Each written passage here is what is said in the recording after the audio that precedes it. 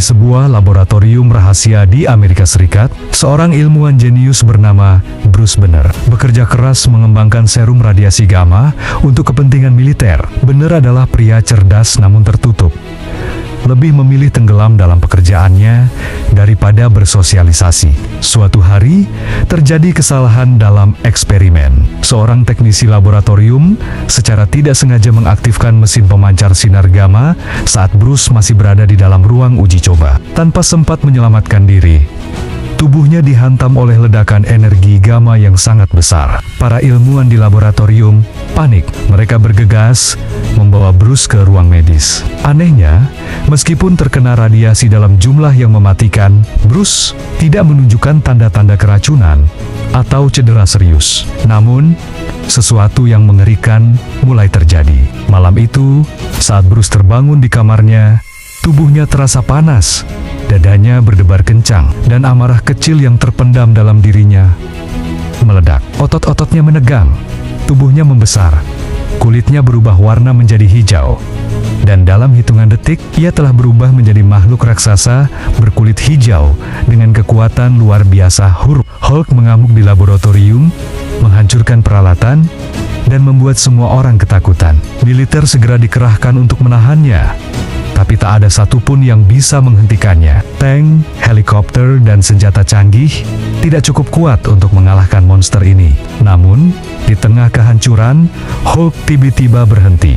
Ia melihat pantulan dirinya di sebuah kaca besar seorang makhluk yang tak ia kenali. Dalam kebingungan, ia berteriak keras hingga seluruh bangunan bergetar, lalu melompat jauh ke dalam kegelapan malam, menghilang dari pandangan. Saat fajar menyingsing, Bruce terbangun di tengah hutan. Tubuhnya kembali normal, hanya menyisakan robekan pakaian di sekelilingnya. Ia tidak mengingat dengan jelas apa yang terjadi, tapi ia tahu satu hal, di dalam dirinya sekarang hidup sebuah monster yang sangat berbahaya.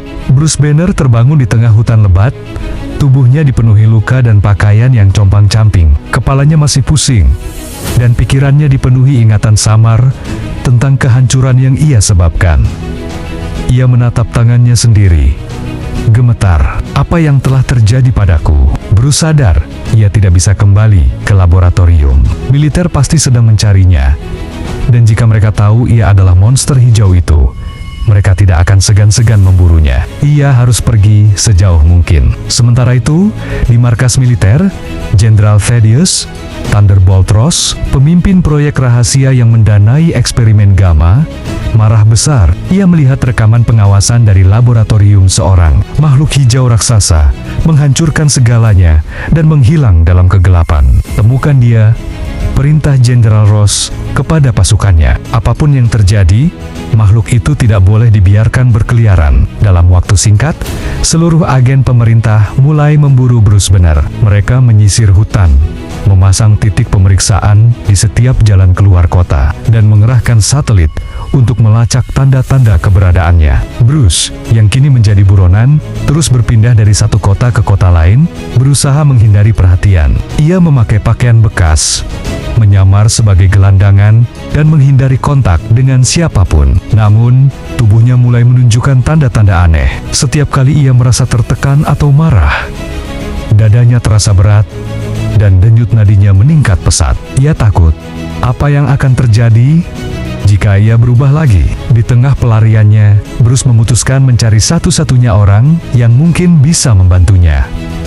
Betty Ross, seorang ilmuwan sekaligus mantan kekasihnya. Betty adalah putri Jenderal Ross, tapi ia lebih peduli pada Bruce daripada ambisi militer ayahnya. Bruce akhirnya menemukannya di sebuah universitas tempat Betty mengajar. Saat pertama kali melihat Bruce dalam keadaan lemah dan ketakutan, Betty merasa iba.